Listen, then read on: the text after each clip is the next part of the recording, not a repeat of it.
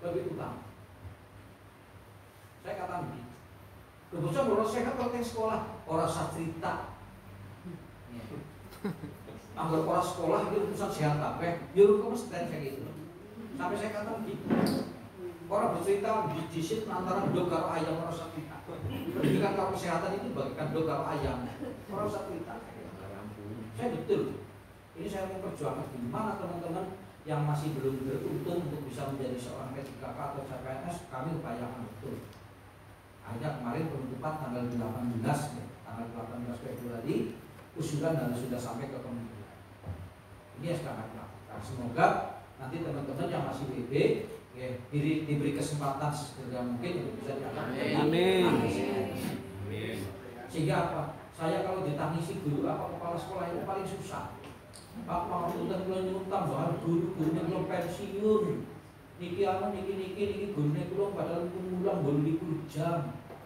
Kasih teman-teman 20 jam dibagi 6 dina.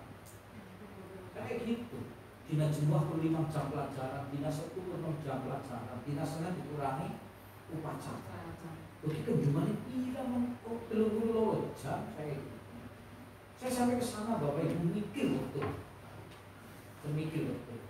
Apalagi Bapak Ibu saat ini kami juga lagi mencoba. Ini sebuah kebijakan juga dalam kebijakan terkait dengan pendidikan. Kami kepengen ada 5 hari sekolah. Kami sedang mencoba ini mengajukan kepada Bupati untuk 5 hari sekolah. Beberapa waktu yang lalu, tahun-tahun lalu, kami diprotes oleh para tokoh-tokoh agama terkait dengan penerapan 5 hari sekolah. Karena apa Bapak Ibu? Kita kurang sosialisasi. Mindset mereka, beliau berpikir bahwa 5 hari sekolah itu sama dengan 5 hari kerja. Ya. Kalau kerja kan tetap kita sama dibatasi 37,5 jam dalam kurun waktu 1 minggu. Tapi kalau sekolah kan tidak. Karena jam pelajaran dengan waktu jam kerja berbeda. Saya sudah simulasikan dan saya sudah mencoba untuk studi banding baik secara langsung atau tidak langsung ke beberapa kabupaten kota yang menerapkan 5 hari sekolah. Ternyata penerapan hari 5 hari sekolah untuk jenjang SMP dengan durasi waktu 1 jam pelajaran adalah 40 menit. Maksimal anak-anak kita pulang pukul 13.55 menit. 13.55 menit tidak sampai jam 2. Sehingga kekhawatiran tokoh-tokoh agama kita bahwa anak-anak kita tidak diberi kesempatan untuk belajar di madrasah ataupun di TPI bisa kita tepis. Karena apa? Saya sudah melakukan survei di Kabupaten Purbalingga dari ujung Karangjambur, Rembang, Kalimantan, Penangkon sampai dengan ke wilayah tengah-tengah seperti Prebet, Bojongsari, ya, termasuk Bogorsari. Rata-rata anak-anak kita sekolah di dunia itu adalah selepas sholat asar. Ya. Asar perkiraan tercepat waktu kita melihat kalender sholat ya, yang berlaku itu paling gasip jam 3 kurang 5 menit di kalender ya. Jam 15 kurang 3 menit apa jam 14 lebih 55 menit. Berarti masih ada kesempatan ketika di PP tak empol paling mepet pokoknya waktu ini paling jam 3 kurang 5 menit wis asar. Berarti anak-anak kita masih ada kesempatan waktu setelah pulang sampai dengan waktu asar masih ada 1 jam 60 menit. Taruhlah anak kita paling jauh sekolah ya. Sekarang SMP loro Bogorsari. Kalau adoh misalnya tekan Limbasari di sana. Malah Karanglo, Brakas, sampai di Brakas misalnya. Taruhlah itu paling lama dengan perjalanan waktu mereka naik angkot atau mungkin nunggu dan sebagainya. Taruhlah 45 menit. Berarti masih ada waktu 15 menit untuk persiapan sampai dengan ke sekolah dunia. Gak bunuh komputer. Kalau anak-anak saya pikir mereka sepakat karena Sabtunya libur, tolannya jadi rong dina. Yang saya khawatirkan justru bapak ibu gurunya.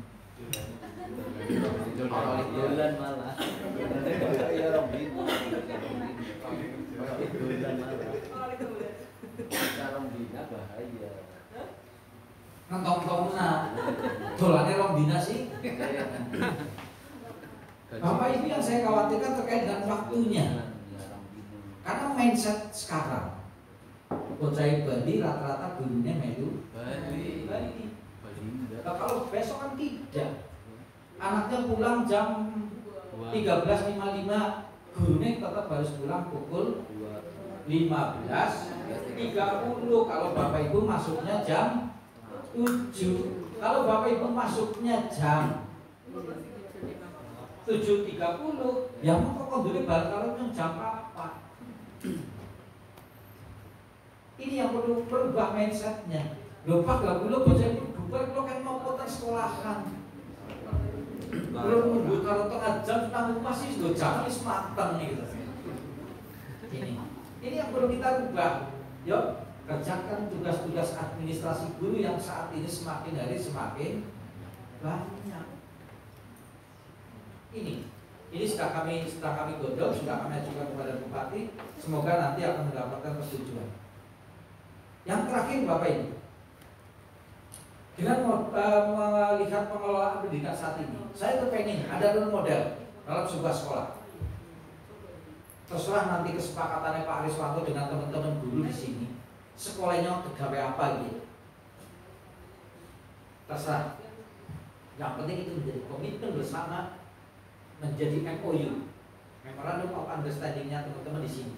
Menjadi kesepakatan bersama bahwa sekolah SMP Negeri 2 Bogosari akan kami jadikan sekolah seperti ini, menjadi role model. Apakah dari sisi mana? Coba, saya di sini potensi yang pengen nangkene pertama untuk tegakkan disiplinannya dulu. Saya tadi udah banyak cerita. Yuk, kedisiplinan. Kita tegakkan coba. Dari masuk sampai dengan peralatan, sampai dengan sarana prasarana yang ada di sini, sampai dengan lingkungan, sampai dengan gurunya dalam memberikan belajar. Yuk, disiplin waktunya. Atur sedemikian rupa menjadi kesepakatan bersama. Dan pertama apa Bapak Ibu bilang seperti itu, ada pembebanan seperti itu, pasti Bapak Ibu akan down. Pasti akan down. Pasti. Karena apa? Saya sudah mencoba studi banding ke beberapa sekolah juga. Saya beri contoh terdekat di Kabupaten Banjarnegara. SMP Negeri 2 Banjarnegara yang ada di Semarang. Di sana pertama melakukan disiplin terhadap anak-anaknya dulu. Coba apa? Disiplin pada anak-anak kita terkait dengan waktu, terkait dengan rambut dan sebagainya. Akhir apa? Si biasanya kulit pakai terus orang kulit lambat banget Bapak Ibu. Target 8 kelas hanya dapat 6 kelas, turun gara-gara sosialisasi. Tapi Bapak Ibu imbas berapa tahun ke depan anak laki-laki tidak boleh lebih dari 2 cm. Pak, kalau 2 cm orang Banjarnegara, rambut tidak boleh lebih dari 2 cm. Sesenti pokok. Sing wadon orang tidak pakai hijab harus wajib dikucir. Double kanan kiri. Wajib. Pertama jatuh Bapak Ibu. Pertama jatuh. Kalau murid sampai kurang 2 kelas lebih. Tapi setelah itu Bapak Ibu dirasa oleh yang sudah berada di situ banyak manfaatnya terkait dengan pembangunan karakter, khususnya disiplinan kepada anak-anaknya. Sekarang jadi goyokan. Sekarang melimpah ruah. Nanti nolak-nolak kulit itu banyak banget. Hanya akan menjadi ditiru oleh sekolah-sekolah yang lain, tapi dengan cara-cara yang berbeda. Saya tadi juga menyampaikan, yuk coba di Bogosari juga kepengen apa? Yuk kita akan di sini potensi anak-anak kita, misalnya di bidang olahraga, yuk kita bikin kelas olahraga. Tapi dengan ketentuan kelas olahraga harus begini, harus begini. Yuk sekolah kita haruskan guru seni kelas seni. Yuk kita 2 kelas berbagi kelas seni. Apakah dengan kelas seni itu materi belajar yang lain tidak bisa, kita tetap jalan, tapi lebih diutamakan kepada sih. Boleh misalnya kelas seni itu nanti ditingkatkan di kelas 8 misalnya. Seperti kita kuliah. Awal-awal kan kita MKDI, mata kuliah dasar umum semuanya. Dari jurusan apapun dapat semuanya. Tapi ketika sudah mau masuk ke semester 6, Bapak Ibu harus sudah menjadikan pilihan. Harus memilih, saya ambil jurusannya apa. Ya. Kayak saya misalnya hukum MKDI-nya sama. Tapi ketika saya masuk ke semester 5, harus sudah mulai ke jurusan mau hukum tata negara, hukum pidana, hukum perdata, apa hukum internasional. Kan seperti itu. Dan sudah di situ materi yang lain, misalnya kayak Pancasila, terusan statistik, ada misalnya bahasa Inggris, yang tetap ada, tapi porsinya mungkin sudah agak terkurangi. Lebih utamakan kepada misalnya karena saya yang mendukung tata negara, yuk tata negara yang lebih di. Kita coba, yuk kita bikin sekolah model seperti itu. Kemarin pada saat di sekolah-sekolah penggerak saya sudah minta di tahun ajaran baru besok yuk sudah mulai sekolah penggerak dan sudah menetapkan role model sekolah itu mau menjadi sekolah. Oh saya di sini kepengen di sini ada sekolah kelas kerajinan. Gurunya punya banyak potensi seni kria dan sebagainya misalnya. Oh ini seni lukis dan sebagainya. Kenapa tidak ya bikin kelas seni? Dan semoga Bapak Ibu di tahun ini, karena tahun ini di tahun 2024 ini kami mendapatkan bantuan yang cukup banyak untuk 20 SMP negeri yang akan mendapatkan sarana prasarana IT untuk smart classroom. Itu bisa sebagai pemantik untuk bagaimana mengembangkan sekolah apa model kelas. Ya, saya akan seperti itu. Ini saya malah lagi tertantang. Ini besok ada rapat juga di Solo Tigo. Hari besok saya minta Pak Kabid SMP dengan Pak Kabid SD yang hadir ke sana mewakili saya. Karena smart classroom itu saya kepengen ideal betul. Angan-angannya sih ada canggih sedikit baik gitu. Orang jadi sama LCD gitu, jangan. Sekarang sudah zamannya pakai TV sentuh, kayak modelan TV. Wah, kan pengen banget dari nganggo tangan itu belajar tinggal bagaimana Bapak Ibu melambaikan tangan kok bisa kena itu. Terus Bapak Ibu berucap dengan alat khusus nih, seperti HP kayak gitu berucap dok kayak gitu ya. Voice doc di situ sudah muncul tulisan. Saya lagi pengen seperti itu. Yang alokasi anggaran yang cukup besar ada 123 juta untuk satu sekolah. Harapan kami nanti bisa dikembangkan. Mipil tahun ini 20 sekolah SMP negeri dari 60 sekolah SMP. Saya pengen seperti itu. Nah ini monggo mulai digagas Pak Wiswanto. Ada kelas model. Monggo. Saya kepengen betul. Tinggal di sini yang potensi apa? Jangan sampai Bapak Ibu menentukan bidang semua potensi. Orang ini sebenarnya seni BGB kan, malingnya hajoan, ya orang maju. Lantas kalau kelas gabrok itu loh. Yuk kita buka kelas seni tapi ini khusus ebek karena apa gurunya kita ngebek, alasan kita jatuh gitu loh. Loh kenapa tidak? Pakai ini itu Pak. Kenapa tidak? Bapak Ibu jangan dikira loh ya. Ebek sekarang menjadi dunia muda luar biasa. Jadi jual BGB kan. Dinas itu dinamika coba pisah nih Bali pas cakep. Mesti ada. Dan anak-anak nongkrong kan di bocah Bali kan nonton itu kan Banjarnegara nanti makanan diet yang perlu gitu loh. Coba kita bocah gol lupa tenang ya. Tidak hanya sholawatan tok sekarang menjadi umpan. Tapi ebek itu tren dan ternyata trennya tidak hanya laki-laki Bapak Ibu. Si jenenge jantung bocah ayu-ayu nong-nong ya akeh banget. Terus saya di Kebumen di Klirok. Di Klirok kan ada, ya saya dolan ada temen di Klirok. BGB kan bocah dijajal, bocah Bojongsari saya sering melihat itu bocah Bojongsari, bocah SMK Bojongsari minggu-minggu lagi jantung nang Klirok Kebumen. Saya sampai maksa kalau kita dari bocah Bojongsari, SMK Bojongsari. Tapi karena mereka memang menghayati dan apa di Bojongsari mereka ikut lebih pancen. Nah makanya nggak usah saklek Bapak Ibu gengsi ya. Ketika membuka kelas seni misalnya, yang penting disesuaikan dengan potensi yang dimiliki di sekitar sini. Jangan sampai menjadi penolakan. Dan jangan sampai menjadi penolakan. Bapak Ibu membuka kelas seni kok di demo masyarakat. Berarti kan tidak pas. Tidak. Ini saya pengen ada sekolah role model dari apa yang sudah dilaksanakan oleh teman-teman, tinggal bagaimana yuk dijelaskan. Gak usah banyak, gak usah semua kelas. Gak usah semua kelas. 1 atau 2 kelas secara intens. SMA sudah. SMA Negeri 2 Purbalingga itu kelas olahraga. Tapi memang prestasi olahraganya dibanding sekolah yang lain, ya memang apik, memang bagus. memang bagus. Tinggal monggo dikembangkan, karena apa? Harapannya dengan seperti itu akan memantik anak-anak kita mempunyai bakat, mempunyai minat ke depan bisa untuk kehidupan mereka. Dan yang paling akhir, Bapak Ibu, fenomena pendidikan kita saat ini masih sama terkait dengan hubungannya dengan masyarakat. Pendidikan kita masih sering dicibir. Sindara kalakna Bapak Ibu guru nih, kepenak dia jadi guru. Murid dan libur, melu libur, gajian tetap tanggal 1 kluning, terus tunjangan profesinya tetap kluning. Ini masyarakat kita masih menjadi seperti itu. Jika saya tolong Bapak Ibu untuk mengurangi euforia yang berkembang di masyarakat, selalu berkembang di masyarakat semacam itu, yuk kita kurangi. Dengan apa Bapak Ibu? Coba Bapak Ibu mengatakan parenting class, wali kelas, adakan parenting. Ajak pun Bapak Ibu ngundang wali muridnya nggak butuh dong. Komite. Alasannya komite. Sehingga program kan kepala sekolah ya kalau guru-guru.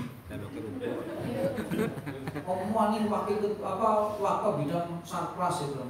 Mending perencanaan itu apa yang gambari kabeh.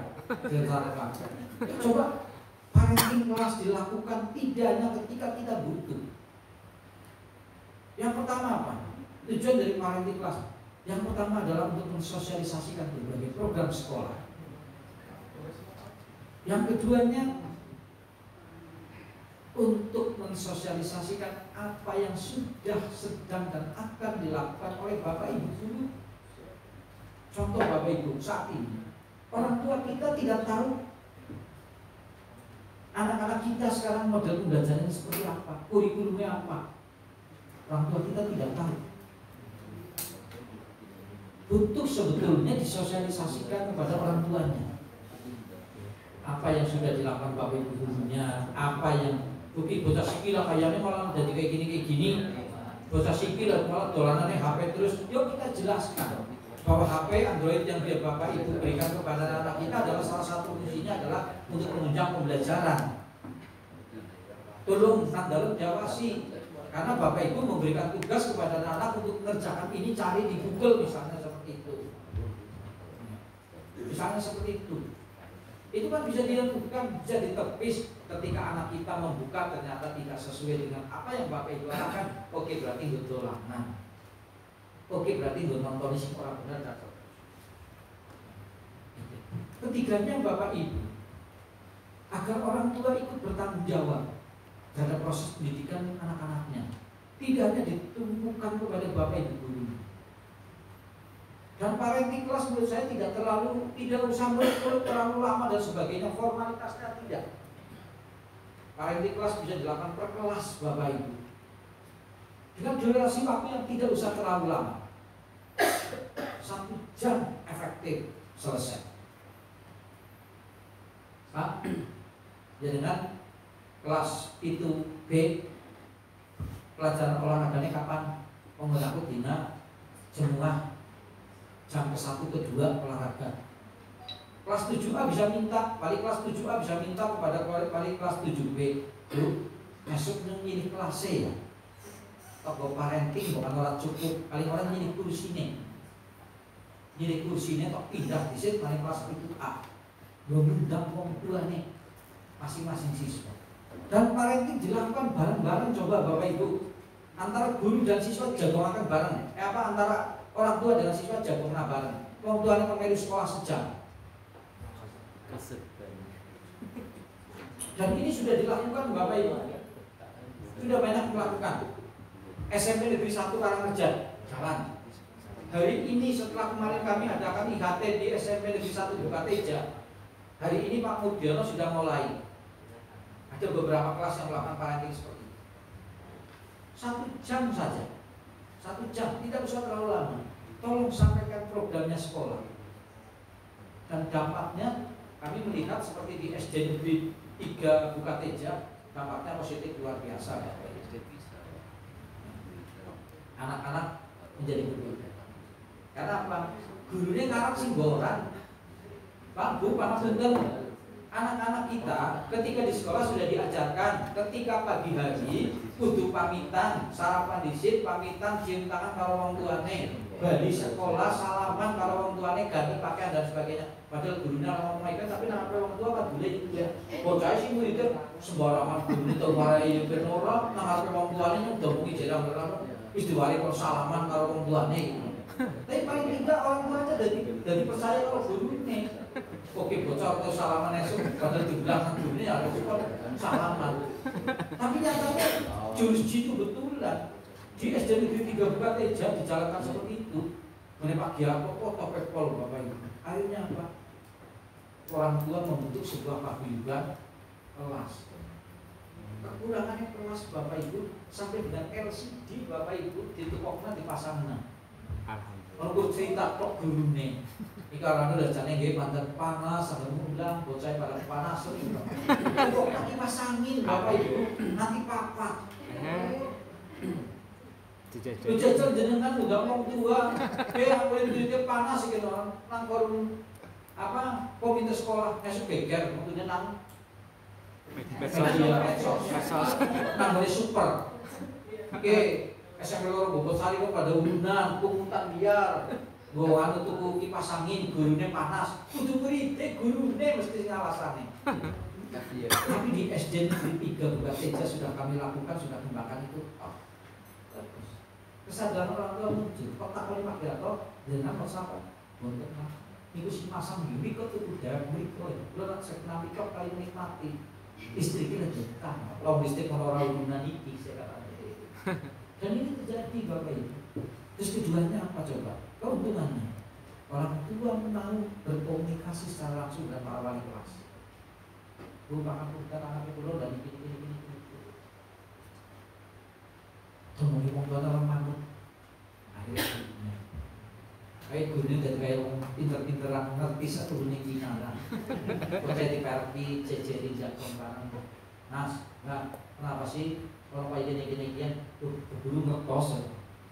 Hanya kayak gitu Bapak Ibu. Ini ada sebuah komunikasi. Anak saat ini aja gede-gede ini, ajaklah komunikasi, ajaklah diskusi. Mereka akan lebih tersentuh. Nah ini Bapak Ibu coba kita lakukan yuk. Terserah dinane manut Bapak Ibu. Orang usah kudu pada kelas pitu, kelas guru, kelas sana beda-beda harinya. Dan tidak usah terlalu sering. Ambillah misalnya 1 semester 2 kali sesuai dengan kepentingan Bapak Ibu. 1 semester 2 kali sambil memotivasi Bapak Ibu. Terus si wong tua akeh sing ora ngerti anake tes kapan. Gini apa nggih? Lah kok gurune belum ngerti esok apa evaluasi tengah semester tanggal pira jajal. Berarti sosialisasi. Bukan urung itu. Gurune nganti orang ngerti soal teka gitu. Saya khawatirnya kayak gitu. Nyuk juga kok jaga kelas belum apa evaluasi tengah semester gitu. Menjadi pengawas gitu. Jangan sampai seperti itu karena orang tua saat ini kepedulian terhadap pendidikan semakin berkurang karena apa? Ya kesibukan mereka. Tapi kita butuh agar orang tua kita tahu. Benar, saya kepengen, yuk parenting dilakukan. Coba sih dilakukan betul. Pokoknya 1 semester 2 kali aja.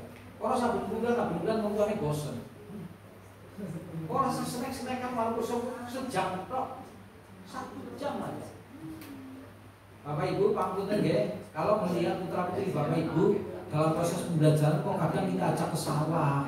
Kok kadang kita ajak ke pasar, kok kita ajak ke masjid dan sebagainya. Buat usah kaget. Karena ini memang model pembelajaran dengan tema ini kita harus bawa anak-anak kita keluar. Doa jangan nanti wong tuane kelok-kelokanane guru nih. Yo siki malah bocahnya diulang pada dolan malah mari pasar iki. Jadi mau mari pasar itu. Padahal mereka di P5 nang pasar. Kan programnya Bapak Ibu. Tapi kan tidak pernah tersosialisasikan anak-anak kita seperti itu. Orang mungkin bocah Pak, Bu, mau dicek mari pasar, jadi P5 anak-anak kita seperti itu. Tidak.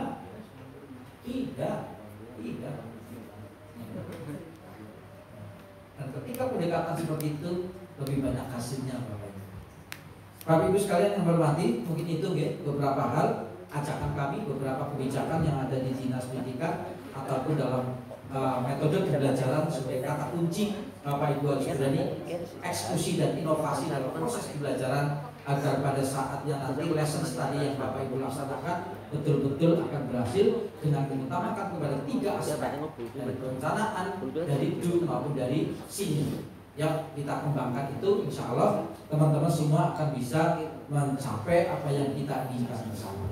Sesuai dengan harapan dari panitia, saya untuk membuka acara hari ini, marilah acara bimbingan teknis terkait dengan peningkatan kapasitas guru dalam pembelajaran dengan model lesson study kita buka bersama dengan bacaan basmalah. Bismillahirrahmanirrahim. Semoga Allah Subhanahu wa taala akan memudahkan, melancarkan dan melindungi langkah kita dalam upaya pengabdian kita mencerdaskan anak bangsa khususnya di Kabupaten Purbalingga. Kurang lebihnya mohon maaf, saya ini bila taufiq wal hidayah. Assalamualaikum warahmatullahi wabarakatuh.